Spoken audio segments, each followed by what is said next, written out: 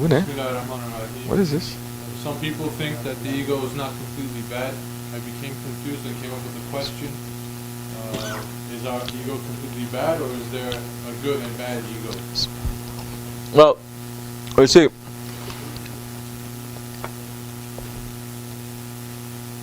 ego, the nafs in Islam, let's take it from a position where we can actually understand. Nafsu amara, nafsu mutma'in. Nafsu amara is the disobedient ego. Nafsu mutma'inna is the obedient ego. The ego is an entity, it's a creature that Allah has created. It has great power to disobey Allah.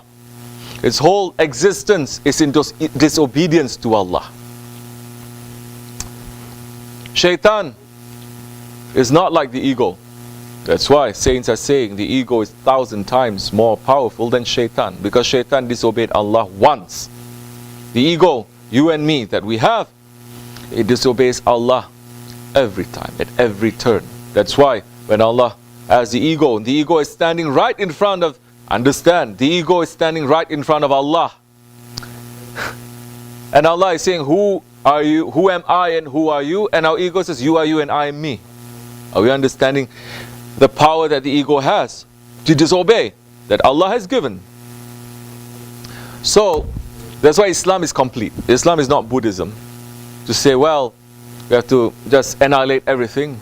There's no good, no bad, no black, no white, no nothing. I'm nothing. Everything is nothing. I feel nothing. No, it's not.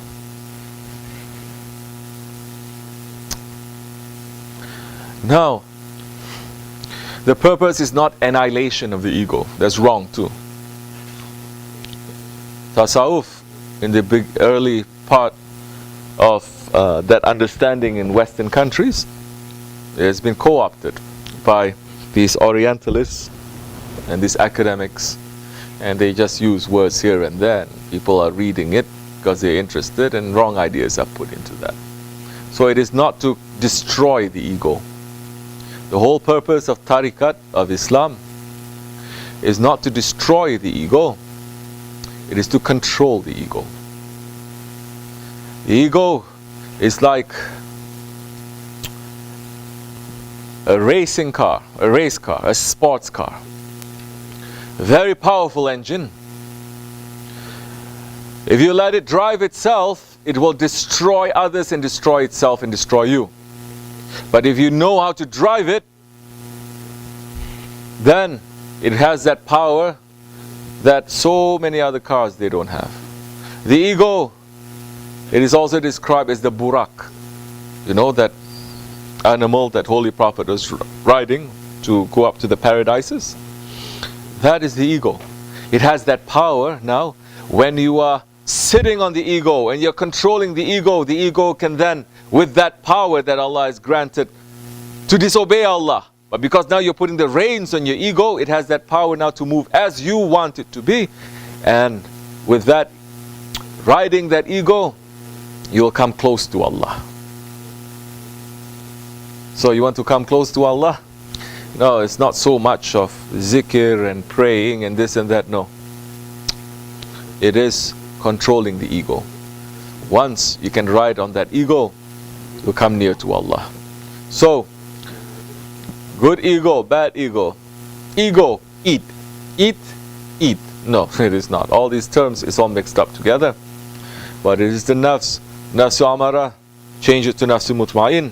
When that obedient ego is there and the spirit is controlling that ego in this world, the spirit is controlling that ego, then we will break through this physical existence, this time and this space, and the prison of the five senses.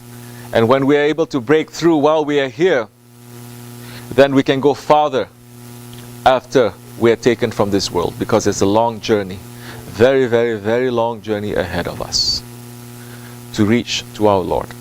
And we need, yes, that ego now to train it, to control it, to bring us close to our Lord.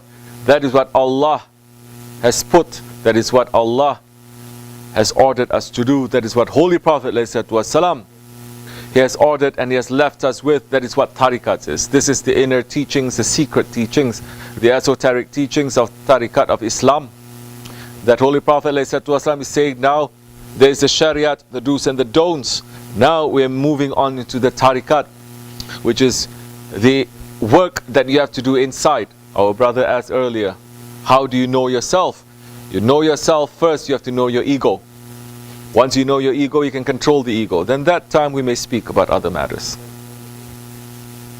Assalamu alaikum wa rahmatullah. Say.